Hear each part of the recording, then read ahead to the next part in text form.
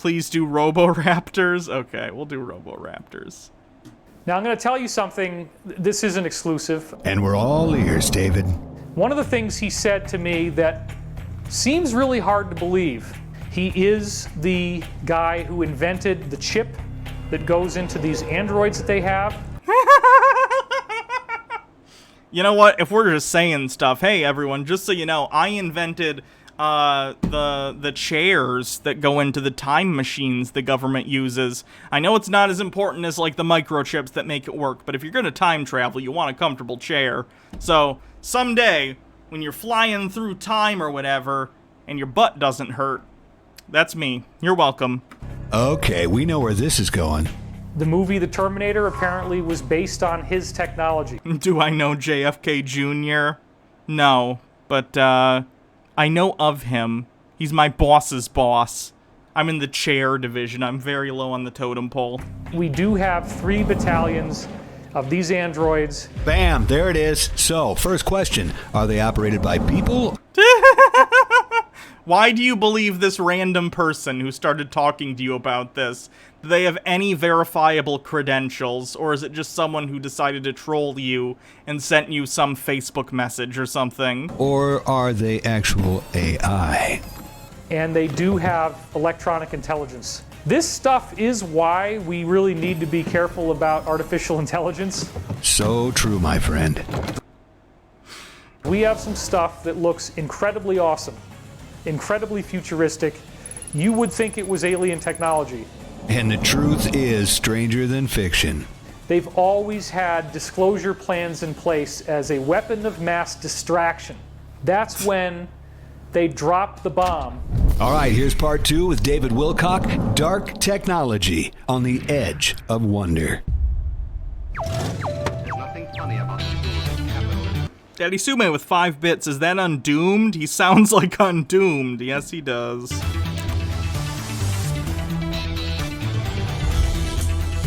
Edge of Wonder. I want to get clear with you guys and with the audience about the difference between the intel that I have been leaking faithfully since Pete Peterson started to give me this stuff from high levels back in 2009. Pete Peterson worked at a presidential level. If he was leaking confidential information, why hasn't he been either arrested and tried or killed by the government? Right? Because Edward Snowden, for instance, literally just leaked that the government was spying on people, and he's been in hiding ever since. And you think someone who reveals the government has secret robots isn't also gonna be in the same boat?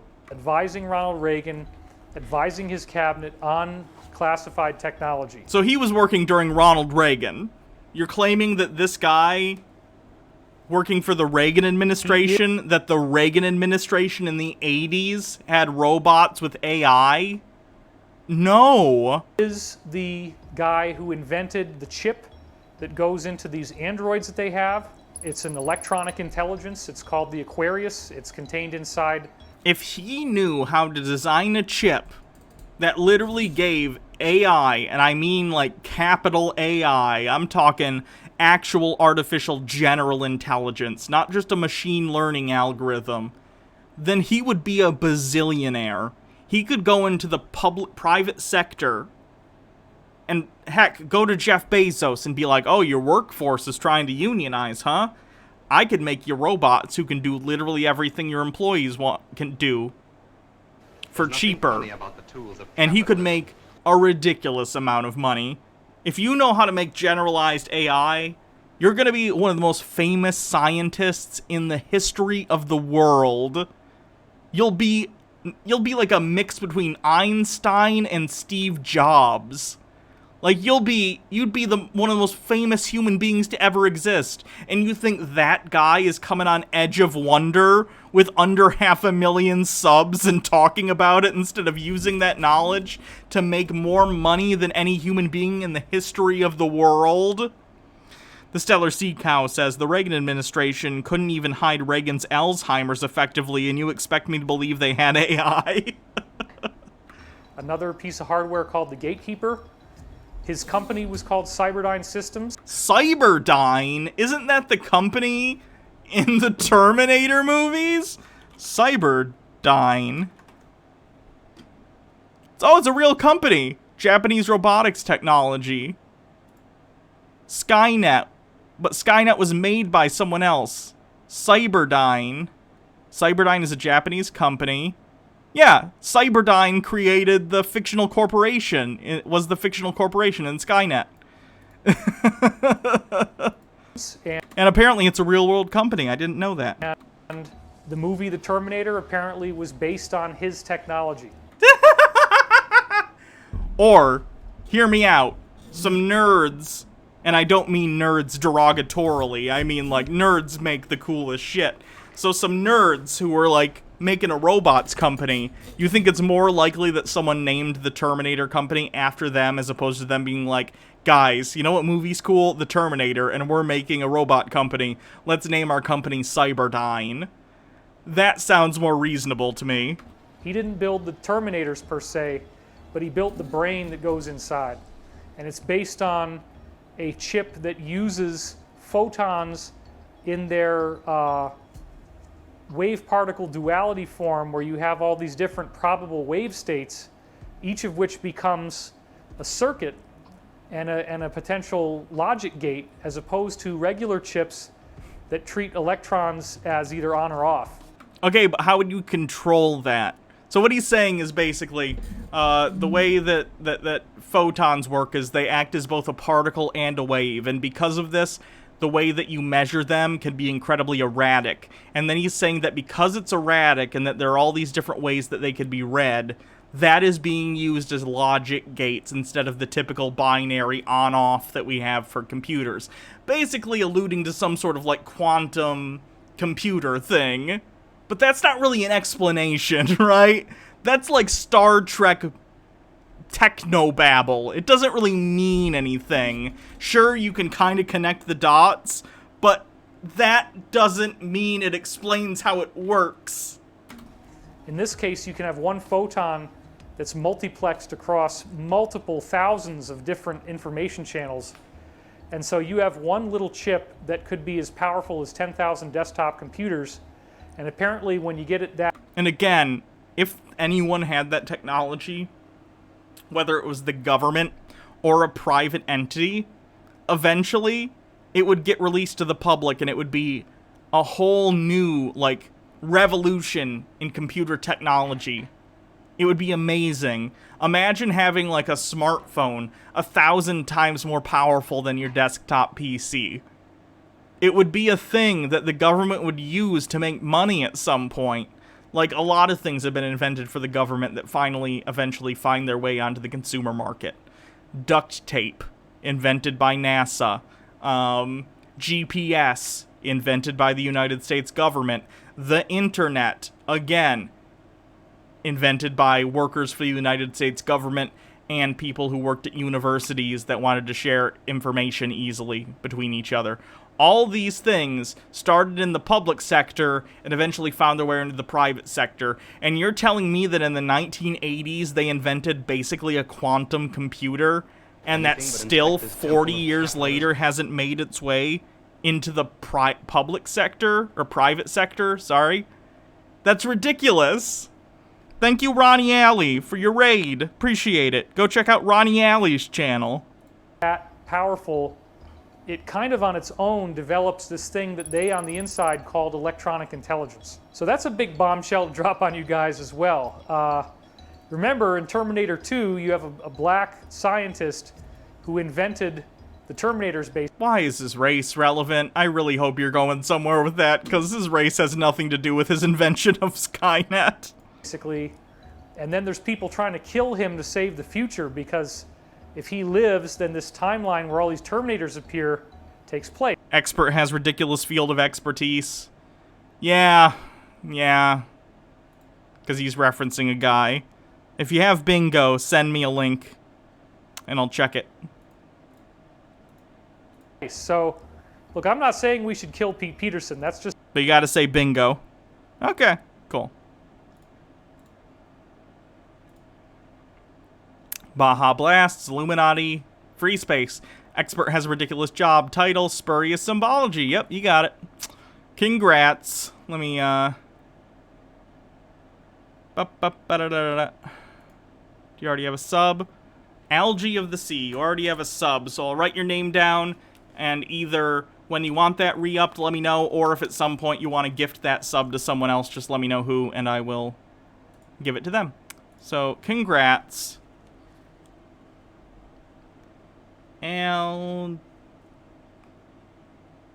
Algae of the Sea. Congrats on your bingo win. Just a dramatic device that they created for this movie. But what I am saying is that you're John Connor? From what I've heard from Pete, we do have 3 battalions of these androids. They are incredibly convincing looking. If we have these, why wouldn't the military already be using them to terrorize people in the Middle East? That seems to be pretty high up on the priority of the military, right? And the military's pretty high on the priority list of the United States' interests.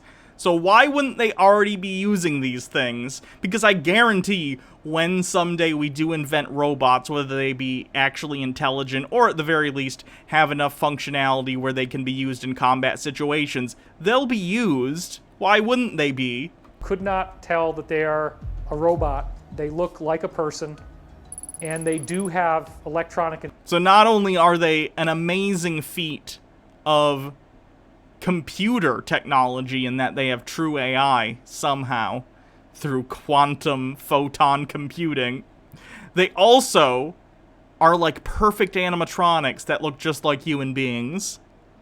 Ridiculous. Intelligence.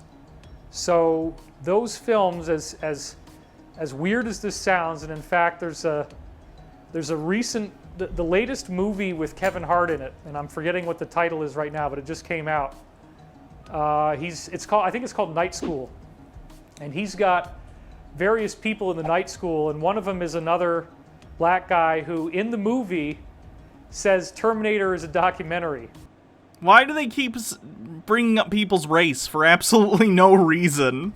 And they definitely got that from me. Oh God, the egotism. No, that's just a joke in a movie. And so I want to give them a high five for working that into the movie in a comedy context. Let me just say this, okay, while I got the platform. For me, I first got woke when I seen Terminator, and I realized it wasn't just a movie, it was prophecy.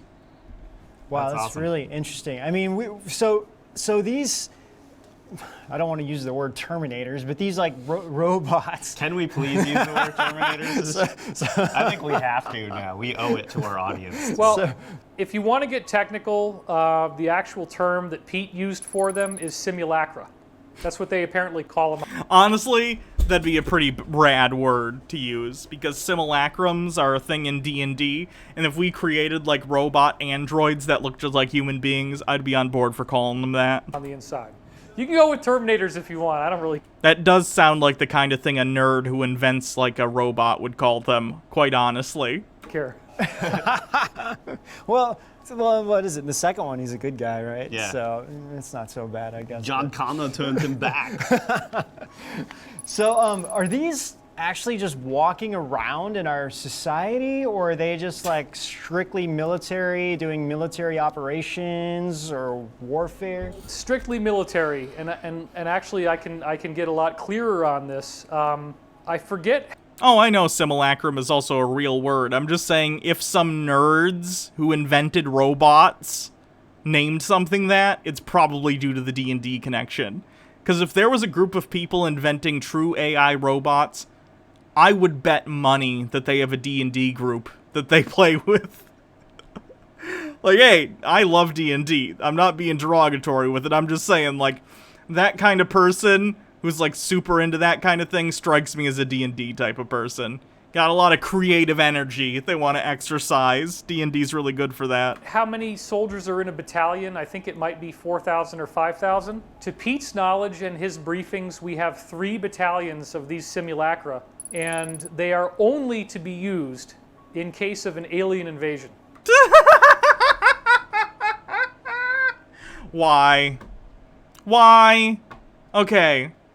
If there were aliens that visited Earth with hostile intent, and they could travel from other star systems, they have enough energy that they could easily and quickly travel between star systems, what do you think like 10 to 12,000 robots are gonna do? I don't care if these are all Arnold Schwarzenegger robots.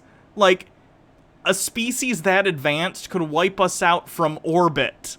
If you have the power to travel between star systems, they could probably just hit a button and nuke the whole planet. That's ridiculous. Which they do think could. Also, they would probably also have robots, and then you just have alien robots versus Earth robots, and the aliens would have more robots. So, what's the point? Happen. They actually do have Isaac Asimov's 3 laws of robotics. They have very specific ethical guidelines. Daddy Sume with a bit. We can wipe ourselves out from orbit. True, true, we can. Preventing them from turning on the people of this planet. So those simulacra. Look, I get it. Arthur C. Clarke, the Isaac Asimov rather, the 3 laws of robotics. Very cool as a storytelling device. It makes sense in his books and his world that those are things that robots abide by. But how in the world do you actually program a sentient, sapient being to have morals? Like, yeah, I understand that, like, the 3 laws are, like, you can't harm a human, you must, oh god, what are the 3 laws? And I know one's, you can't harm a human, you must help humans, and you cannot, harm any human in the effort of saving another, more or less. How do you program that into a robot, morally speaking? How do you program morality? We don't even understand how our brains process morality, much less how to simulate it in a creature, in an artificial being. Would only be used in a very high level. Devious Chillster with 50 bits. In his books, the 3 laws are often corrupted to end up in a loss of human life anyways. True. True. Except in Bicentennial Man. Was that one of his books? I know they use the 3 laws. Bicentennial Man.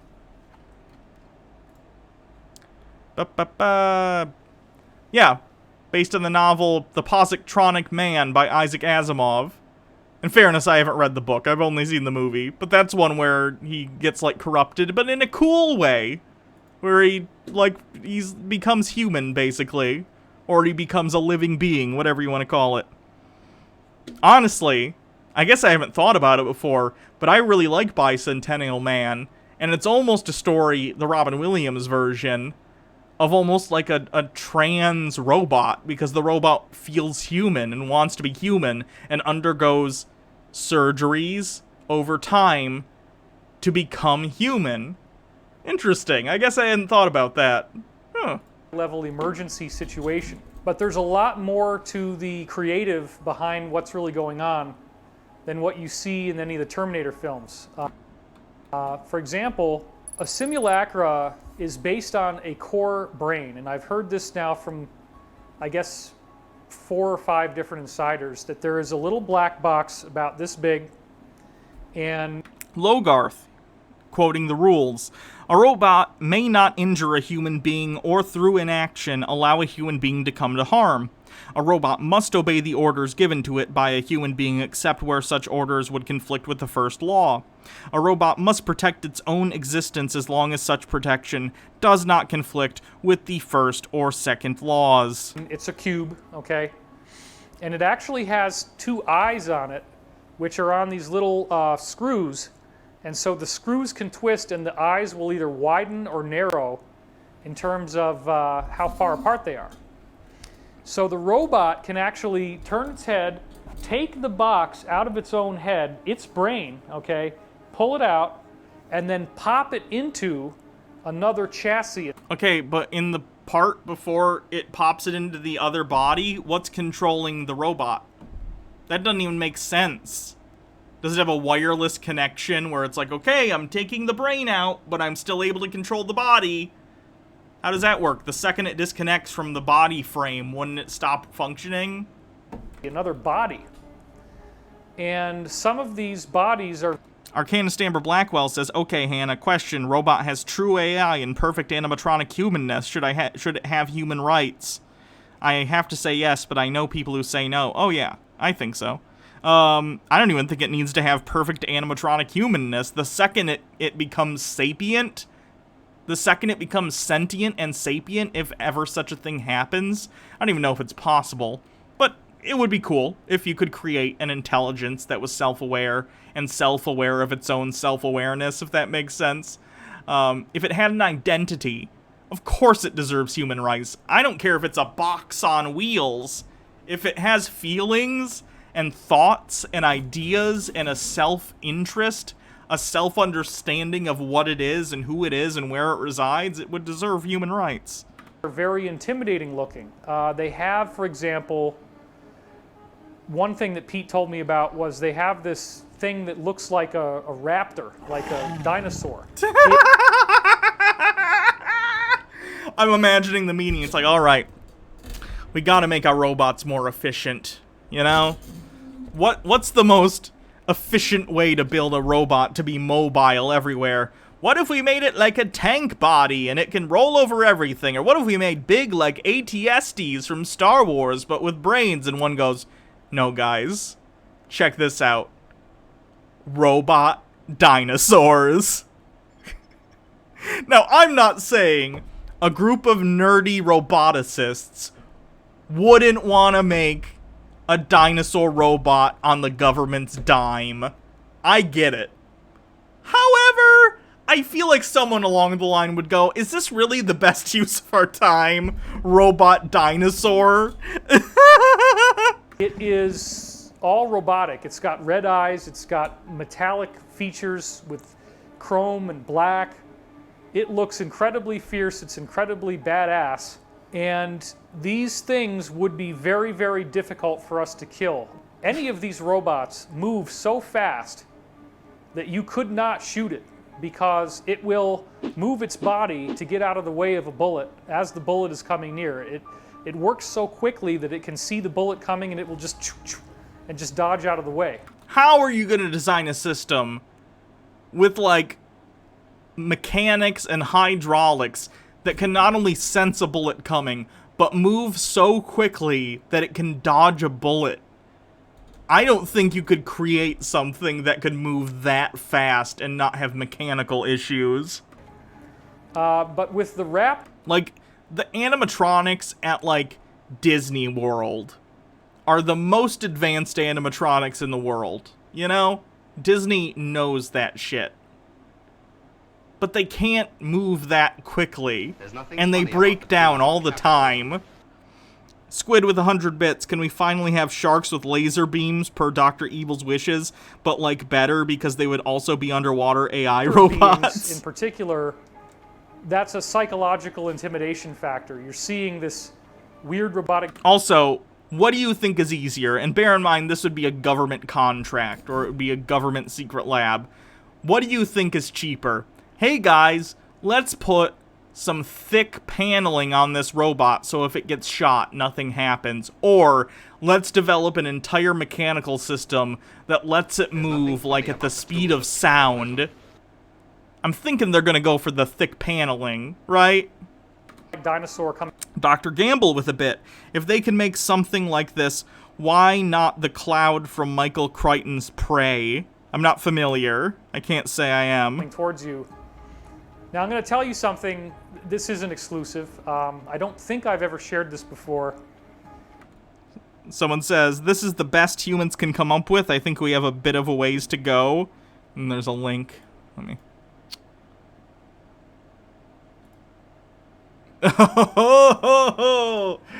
Yeah, that's Donald Trump's animatronic from the Hall of Presidents. Not great. Not great.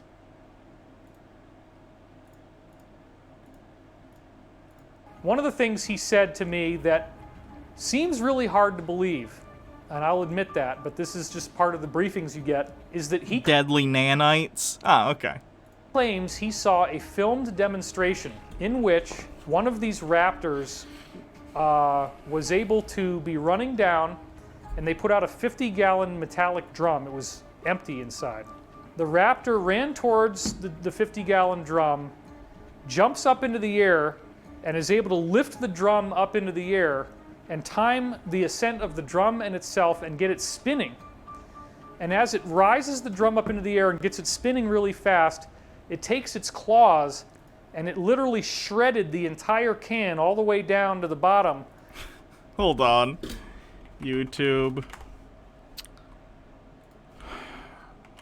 Robotics demonstration. Now, I'm not saying we haven't made incredible strides in the field of robotics in the last, 20 years, 30 years. Totally. I get it. Like, check out this robot, Boston Dynamics does amazing work. They're like the leaders in the world in terms of making actual, like, self-contained robots. These things are cool. And I'd imagine someday the work that they're doing now will be incorporated into, like, robot workers of the future. It wouldn't surprise me in 20 or 30 years if Amazon is still around, they'll have these things or something looking like these things going around and getting things from the shelves instead of hiring workers. But this thing is not moving at the speed of sound. It's not a Velociraptor that's gonna be able to, like, combat things. And these guys are, like, the industry leaders. Like, it's just not there. The technology isn't there. Someday will it be? Maybe. Humanity's done really, really, really amazing things with technology. But it just takes a long time to figure this stuff out. These things have come a long, long way in the past 20 years. Do you remember the first demonstrations of these things where they were like on a treadmill that was flat, and even then they were just falling over constantly? Very interesting. Shame it'll be used for war crimes. True. It's true of a lot of technologies, unfortunately. Can we fight the super androids with hockey sticks, like in the Boston Dynamics video asking for a Canadian? It's amazing how we talk about this as we develop more advanced manned drones to hunt people, which these people could actually worry about. True. The handles robots are cool. Not familiar. Let me look at the link. Oh, yeah. Neato. Is it using, like, a vacuum to suck the box? To try and get it to...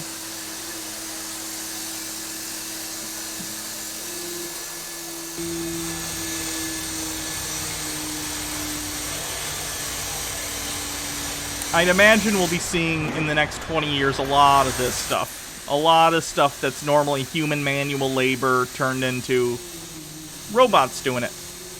Which, again, I don't think is a bad thing. We just have to deal with the fact that, hey, we're moving towards a world with automation, and if we're going to do that, then we can't just let the people who own capital reap all the benefits. You can't have a functional society where a very few people... like, own all the ways to make things, and then no one has the money to afford the things that are made. Anyway, back to the crazy conspiracy stuff. So that all you get is this metallic spaghetti. Wow. Oh my gosh. Yeah, I mean, these things, and you're shooting at it, and it's just, and there's no way you can hit it. He did say... some of the technology I'm about to tell you about, they've actually had apparently since the 1950s. They have these things that look like maple keys. And what's cool about a maple key, if it falls off a tree, is that it falls down and it looks like a little helicopter, right? I lived in upstate New York, we had maple trees, you'd see these things falling, and as a kid you really had fun with that. So what they figured out was that they could make these little metallic maple keys and then put a little piston inside with a little tiny engine. And the piston can get the maple key to work as like its own little self-propelled helicopter. The original idea behind these was surveillance. They could send these guys in with cameras on them. I think people are going to notice the robot this big in the middle of the room trying to capture images of them. Why, again, why would you do this when literally everyone carries around little listening devices with them? Wouldn't it make more sense for the government if they were trying to spy on people to just figure out a program to tap into anyone's phone and listen in? Wouldn't it make more sense to get, like, Amazon and Google with the Google Home and Alexa Home things so you can listen in on stuff in the room? Just seems obvious to me. Why would you need to do this when we already all have cameras and microphones on us all the time? Or originally, maybe it was just audio. You can pilot where it goes. So the maple key can go through a keyhole. It can go underneath a doorway. I doubt it can go through a modern keyhole. Modern keyholes don't typically go all the way through like Victorian keyholes. It'll slip into a room, it'll stick itself on the wall, and then it can monitor what's going on inside. So that was the original idea, but then they figured out how to weaponize these things, as of course they always do, right? So what they've learned is that they can target the electromagnetism of your heart rate and have the maple key turn into a smart bullet. So if you're hiding in a room and you don't want to open the door, that maple key could be just spinning outside the door, right? And it's just hovering there, and as soon as you open the door, zoom, it just goes and shoots through your heart, and it's a kill shot immediately because it has that kind of power. It also can monitor its environment, do video, do audio, this kind of stuff. So now imagine that these robots have ports that open up on their shoulders. What shoulders? They look like a maple thing. Those things don't have shoulders. What do you mean? And these little gun turrets come out, okay? And the gun turrets shoot out these maple keys, and there's an assignment for each target. So each maple key is assigned to, let's They're saying the humanoid robot things have say one target. So no matter where, even if the Terminator is off doing something else, you can run, you can scream, hide, you know, it doesn't matter. That maple key's got your name on it, and it can run for, I don't know how long, probably a couple of days. What are you basing that on? I think it says a lot that even though he has no information on this imaginary thing, he just says, it could probably run for a couple of days. What are you basing that on? What if it has a run time of 30 minutes? How would you know? You can't just pull numbers out of your butt. Hovering, waiting for you. So this stuff is why we really need to be careful about artificial intelligence, and why we don't want to let these things get made and get released on a large level. I find all the AI doom stuff to be very silly. Very, very silly. AI can only do what it's programmed to do. We are nowhere close to some sort of self-aware AI that's going to make its own decisions and decide to kill humanity. It's not something you should be concerned about. We're fine. So it's a very good thing that our military has been extremely careful, extremely paranoid. They have extensively programmed these robots. NLID, isn't it Gundam, not Gundams? Don't you say build Gundam? I thought it was like Lego, where you don't say Legos. The plural of Lego is just Lego. I thought Gundam was the same. With ethical guidelines, and so they would only be deployed in the case of a foreign extraterrestrial invasion of the planet. So I've heard. I have a quick question. I want to come back to something that I think is really, I thought of while you were mentioning this. So we have the Terminator movie, right? We have the Titanic, and we have Avatar, all directed by one man named James Cameron. Okay, you just mentioned that Terminator was a documentary. The Titanic, it seems, was a psyop to get people off the scent that J.P. Morgan started the Fed, because that's actually what happened. And then you have Avatar, which looks like it's this crazy off-planet. Nothing funny about the tools of capital. Daddy Sume with a bit, yeah, this is not shit we need to worry about. We need to worry about desertification of the world. The plural of Lego is Lego? Yeah. It's not Legos. You don't say, I'm gonna go play with some Legos. You say, I'm gonna go play with some Lego. The plural of Legos is Lego. Situation where who knows where he got briefed. Like, the question comes up, like, who, I know he's very talented, but who actually is James Cameron? I mean, this guy's building subsystems and going down into the depths of, the ocean and exploring things no one else has explored. And it just, I don't know if you have any intel on this. I just thought it was very interesting that this one director is behind all of this. Look, You could literally point to any director's filmography and draw insane conspiratorial conclusions. Just because it's James Cameron doesn't make it valid. The Titanic was not about the Fed. The Titanic was about the Titanic sinking. And Leonardo DiCaprio and Kate Winslet getting it on in a Model T. That's basically the premise of the movie. Daddy Sume with a link. If this is a Rickroll, then I will die. Okay. His name is James Cameron, the bravest pioneer. No budget too steep, no sea too deep. Who's that? It's him, James Cameron. Systems are normal. You guys hearing the song okay up there? James Cameron, explorer of the sea. Yes, James, we hear the song. Descending to 1,000 feet. I don't see the bar yet. Looks like it must have sunk pretty low. With a dying thirst to be the first. Could it be? Yeah, it's him, James Cameron.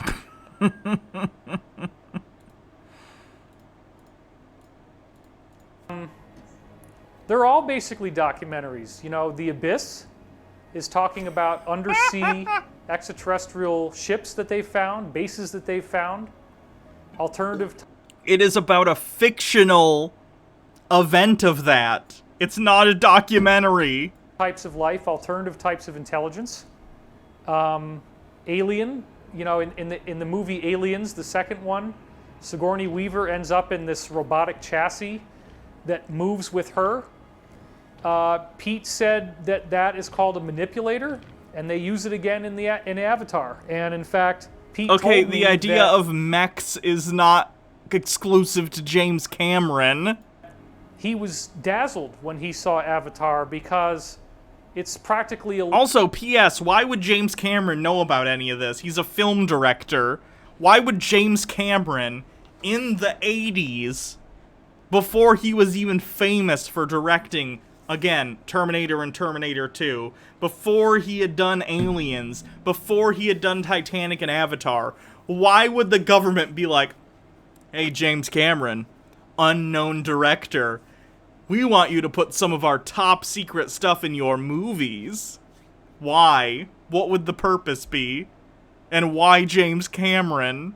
Laundry list of things that are real technology, and he's like, oh my God, that's real. Oh my God, that's real. Oh my God, I've seen that. Oh my God, I put my hands on that. Oh my God, I helped build that thing.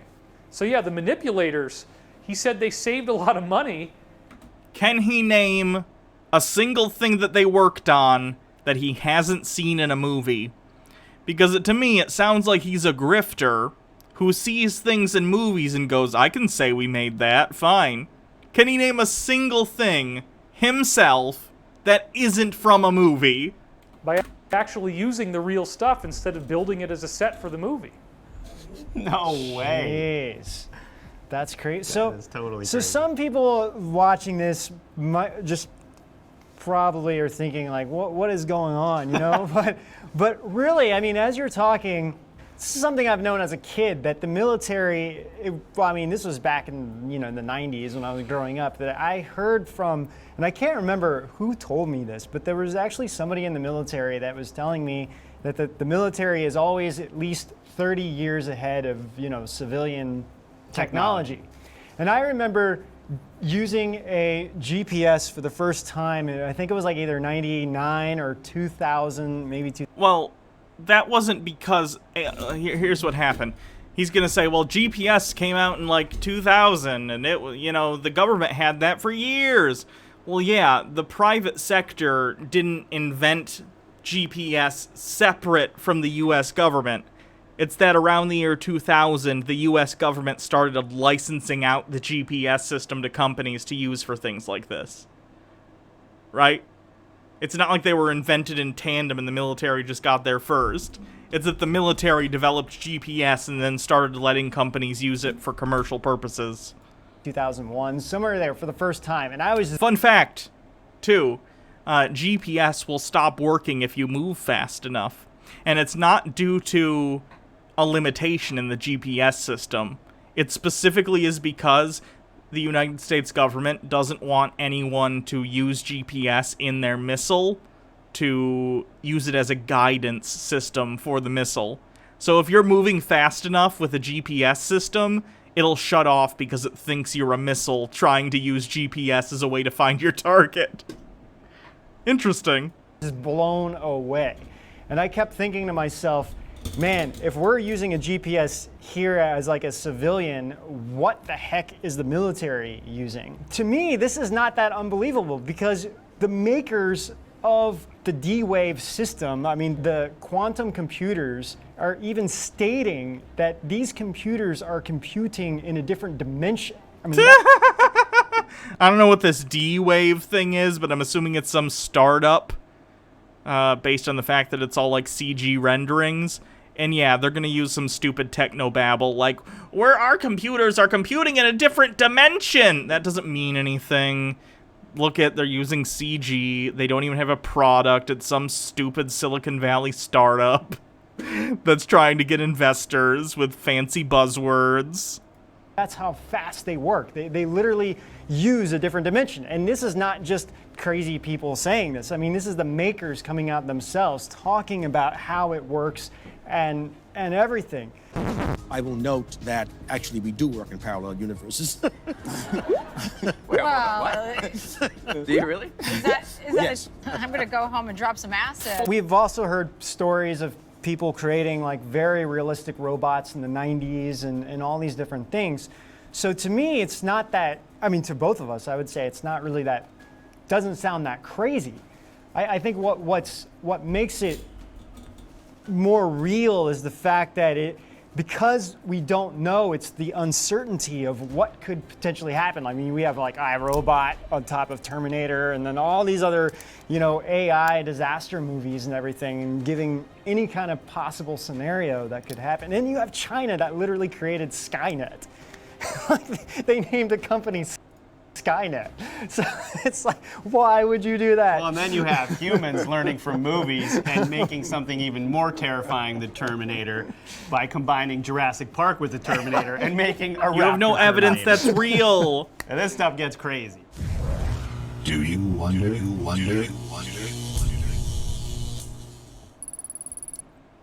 Let's also be clear here that you can go into the official registry of corporate names and registered corporate business names and see that Pete Peterson was the owner of Cyberdyne Systems in the 1970s.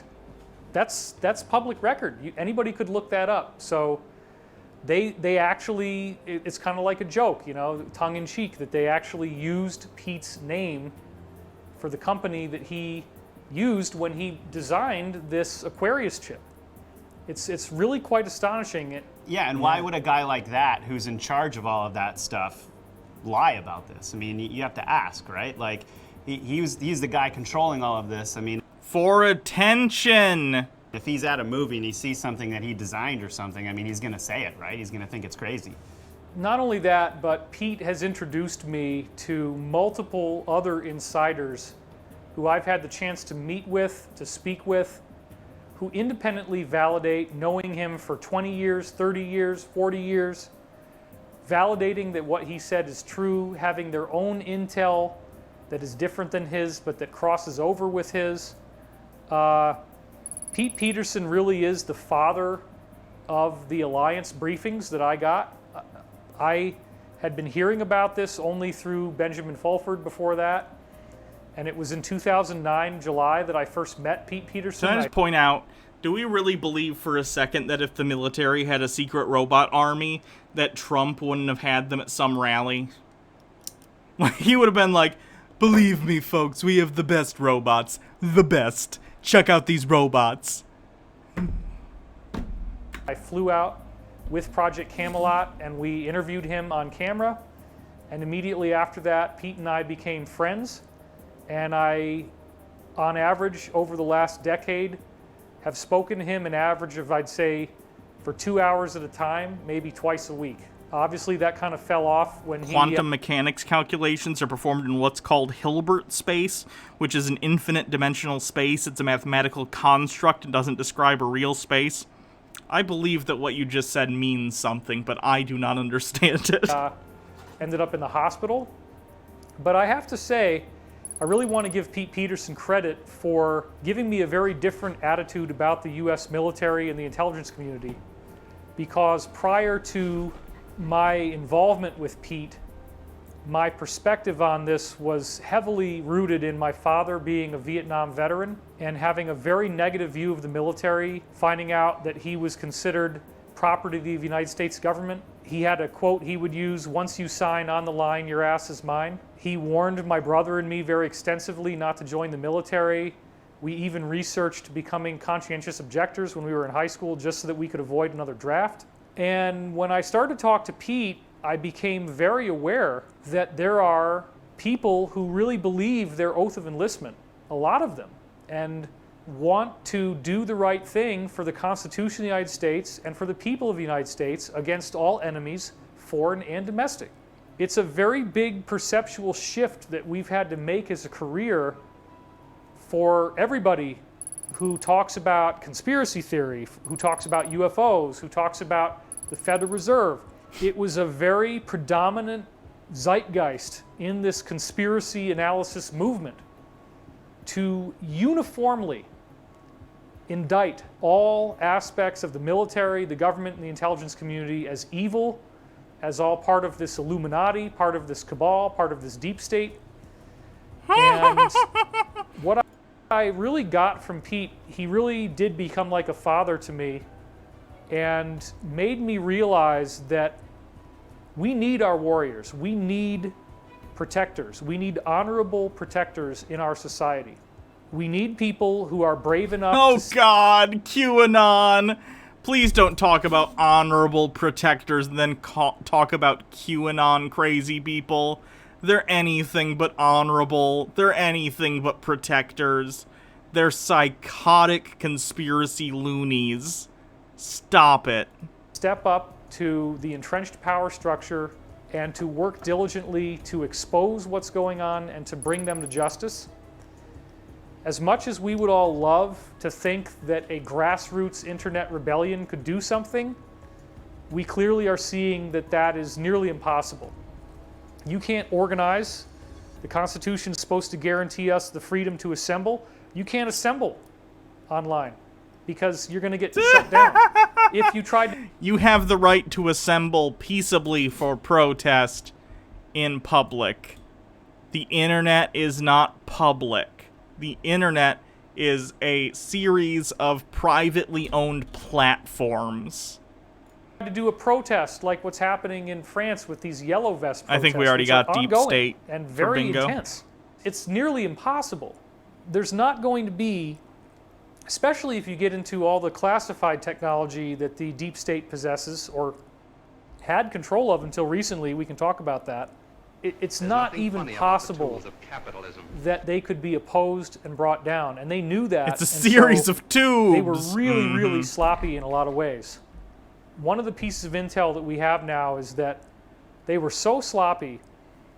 They had these child trafficking rings. They didn't even try to hide it very much. They use all these crazy symbols that in the post-2016, October 2016 WikiLeaks era, now we know, oh my God, that's the boy lover symbol. Oh my God. No, it's not. I've covered this. That's the girl lover symbol. Oh my God, there's the, there's that code word. There's this code word. Look at, they're using this, they're using that. They never thought they were going to get caught, you guys, and I think you know that. Yeah. Yep. Very true. Yeah, you have a really incredible article on your Divine Cosmos.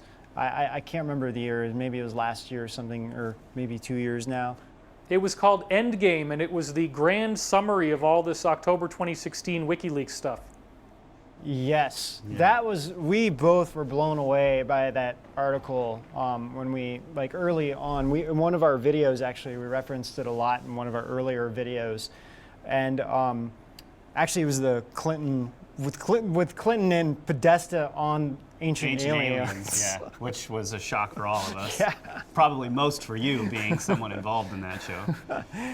Well, yeah, I want to be clear on this because there's a lot of different producers who work for Prometheus Entertainment, which is the parent company for Ancient Aliens.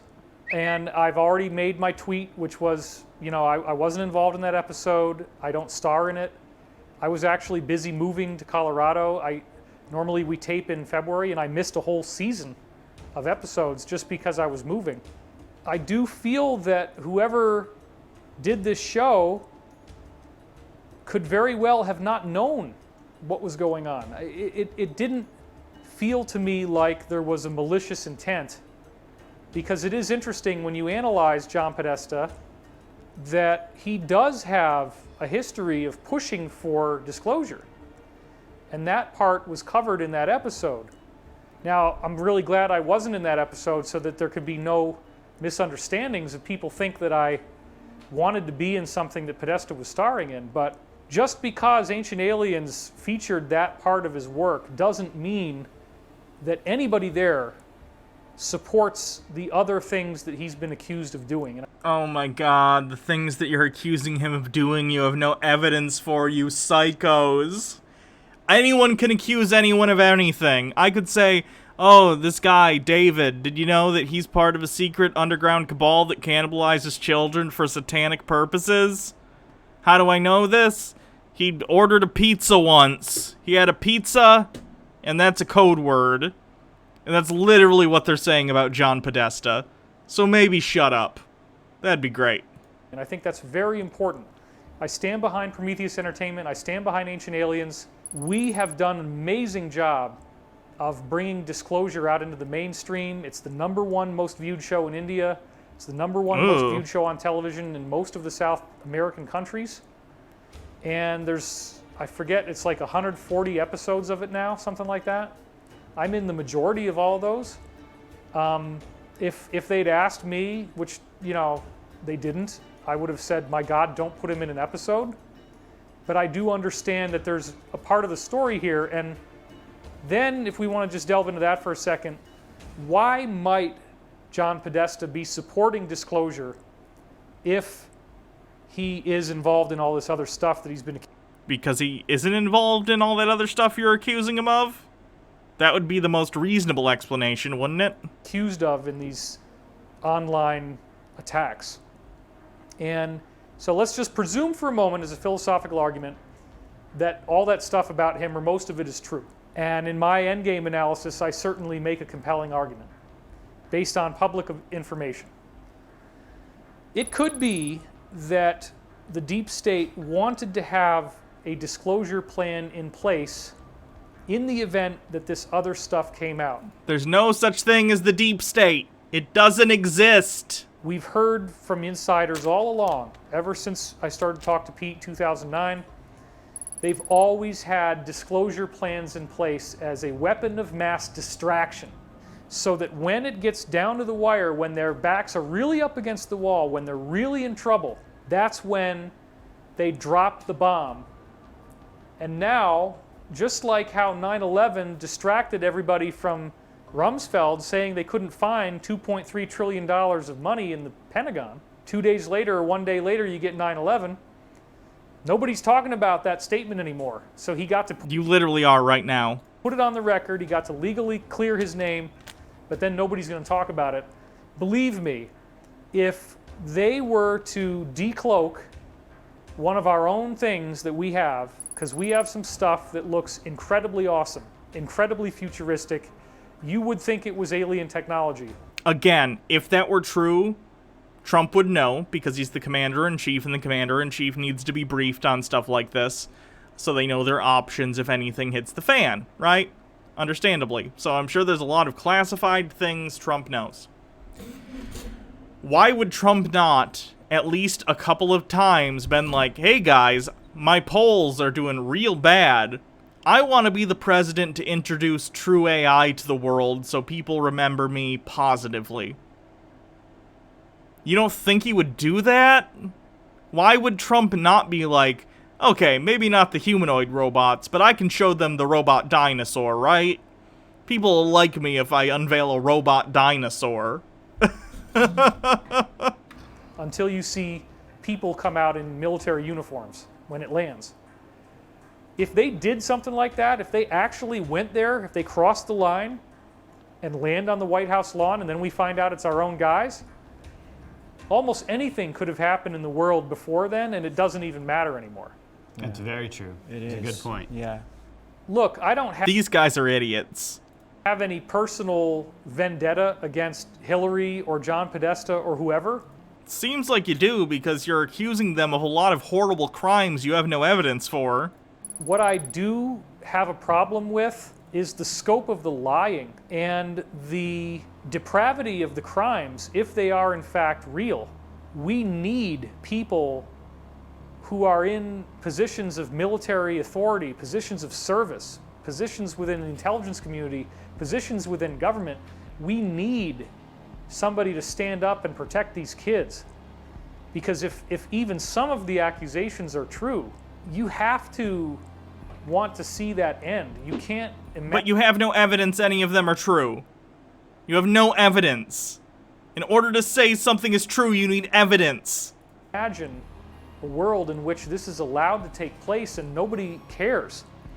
And we as a society must reach a point where we are fearless enough to look the truth in the eye, regardless of how unpleasant it is. Thanks, David. If you want more of David's insight from The Edge, make sure to hit like, subscribe, and click that notification bell. Incredibly stupid. These guys are awful, and I hate